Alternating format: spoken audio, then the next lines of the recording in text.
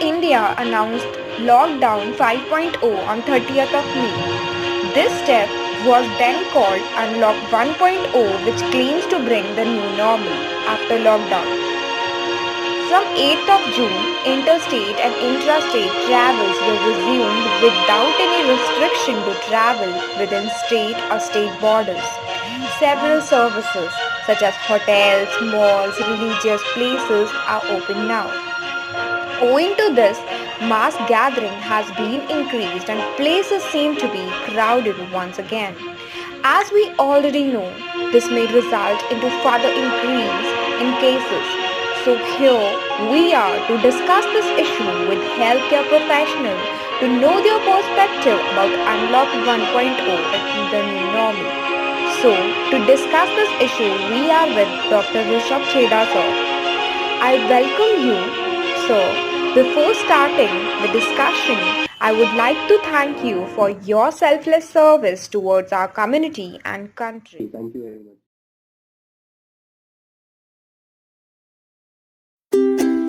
Judicious or non-judicious are a big terminologies to say because our needs as a country, our economic needs as a country are different from the ones which are developed nations.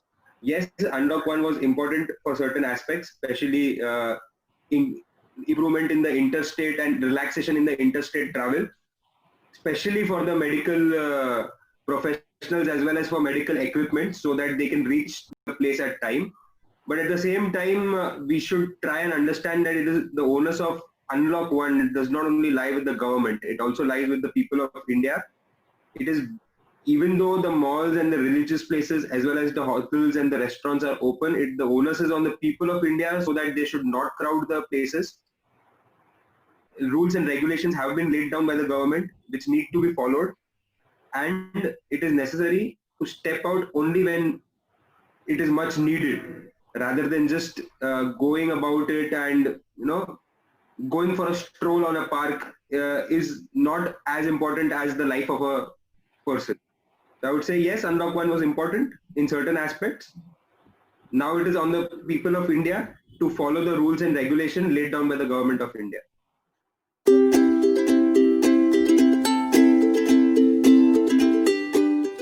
Since the interstate and the intrastate transport relaxations have been made, there has been increase in the footfalls in the hospitals as well. The OPDs are slowly and steadily opening up for non-COVID patients as well. We are trying to maintain an equilibrium between the duty hours, between the COVID duties as well as the non-COVID, and at the same time helping in the quarantine of the healthcare professionals, which is important. It is at the same time important to keep the mental health of the healthcare professional up at the best so that there's no emotional breakdowns per se. So yes, each and everybody is being educated. Each and every healthcare professional is being educated, is being very well quarantined, are being given ample hours of sleep as well as off post duties. But at the same time, there are places where the healthcare professionals are falling short. Since COVID is not only affecting the patient, it is affecting the doctors as well.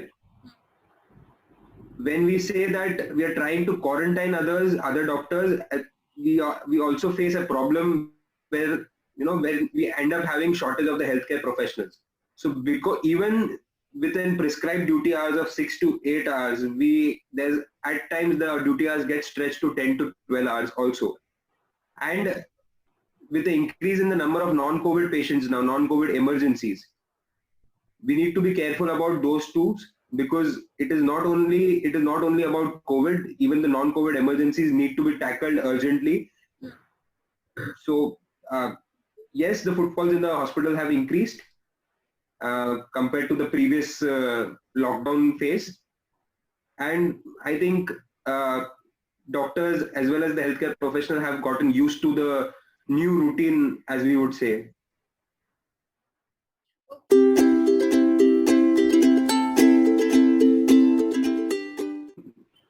I wouldn't say it is a hasty decision per se, but the decision needs to be respected by the people of India. all the lockdowns and the unlocks would be less fruitful or meaningless if the people of India do not follow the rules and regulations. The lockdown phase was not only to, stop to break the chain of the patient. It was also meant for educating the people and getting a new routine into the life of people of wearing a mask, sanitizing their hands, maintaining a social distance. So we need to understand that even if these unlocks progress from 1.0 to 2.0 and so on, we need to maintain a proper hygiene within our community. We need to sanitize our hands, use the mask, which is the most important at present, maintain a distance as good as 6 feet. Even though there have been unlock one, which is going on in progress, we need to understand that we need to step out only if it is necessary. As we see that the number of patients with COVID hasn't gone down. We have been achieving a daily spike, which was previous last week was say somewhere around 10 to 12,000. It has reached to 15,000 per day since last 2 days. So it is important for us to understand that unlock one does not mean that COVID has finished. It is just that we need to start up our economic activities because our requirement as a country are different than the developed nations. At the same time, we need to understand that we need to break the chain of COVID, be it a lockdown or a non-lockdown state. We do not want to go back in time and undo the whatever we've achieved during lockdown by, slowing the speed of the virus.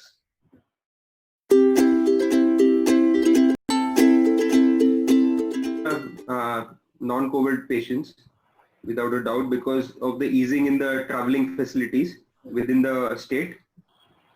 But at the same time, we need to understand that many of the non-COVID patients, as we say, or suspected COVID patients, end up being asymptomatic. We've been encountering cases who've been come for some other problems or certain other emergencies, such as antenatal mothers who are at the term of their pregnancy and are about to deliver. Even these patients have been even these patients have come out to be positive, COVID positive, even without symptoms. So at present, within the hospital campus and within the hospital scenario, none of the patients are being considered to be non-COVID per se. Each and every patient who is undergoing a procedure, be it a surgical procedure or any other procedure, orthopedic procedure or a gynecological procedure or neurosurgical procedure, all the patients who are undergoing a procedure are to be tested, are being tested. Many of them are turning out to be positive without any symptoms. So we need to understand this, that almost 75 to 80% of population suffering from COVID is asymptomatic. So which is a very important thing. We need to understand that be it an unlock one, we need to avoid getting out of our houses when it is unnecessary. Just go out when it is needed or it is necessary so as to break the chain of the virus.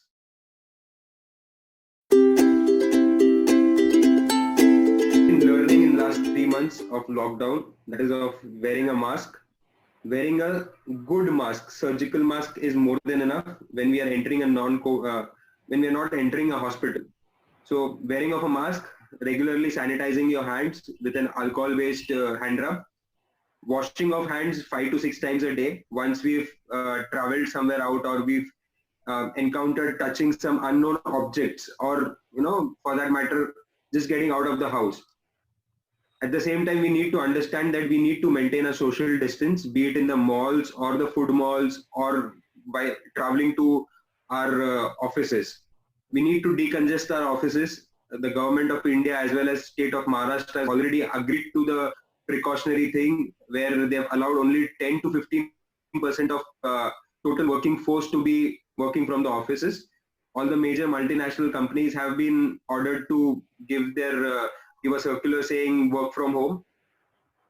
So yes, be it work or be it non-work, we need to understand that let's not undo the progresses which we made during our lockdown. We need to wear a mask whenever we get out of the house. Wear a mask in such a way that it covers our nose till the chin. because the not covering the nose does not serve the purpose of wearing a mask, because after all, it is the aerosol which is generated which leads to infection, and nose being one of the major source of infection, I mean major route of infection, be it giving an infection or getting an infection. So we need to understand that wearing a mask which covers the face, proper disposal of the mask, it needs to be disposed of after being cut in a paper bag, so that it does not end up getting recirculated, because there have been reports where these masks have been picked up by rag pickers and they've been washed and resold. So we need to understand that too. And maintaining a social distance, be it a workplace, non-workplace, whether falling out for shoppings in the mall or restaurants or things like this. For the strolls, morning strolls, which the government agreed so that the health of the people is upright, we need to understand that yes, strolls and morning jogs are important.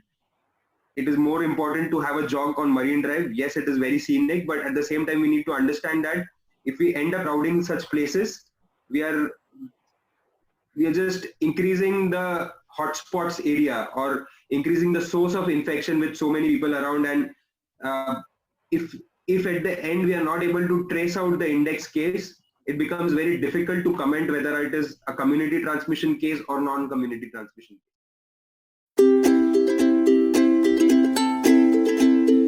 Question to answer: community transmission, as per the recent statements from the MOHFW, the Health Ministry, as well as the ICMR, which states that India hasn't entered in a state of community transmission.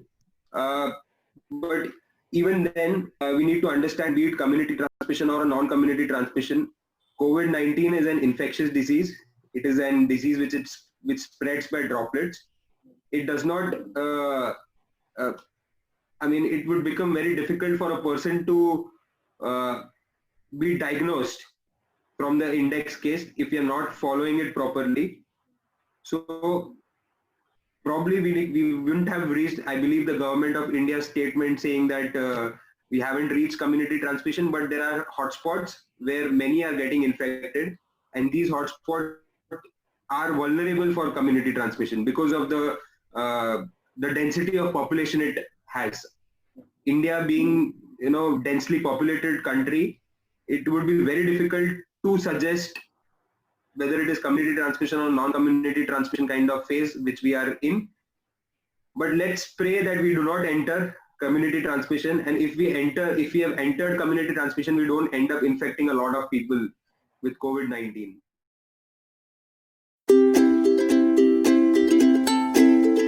The government of India as well as the state of Maharashtra has been doing its best to slow down the virus, the COVID-19 virus. But now it is not only the onus on the government, it is also the onus on the people of India as well as people of Mumbai to realize the infectiosity, the infectious nature of the disease.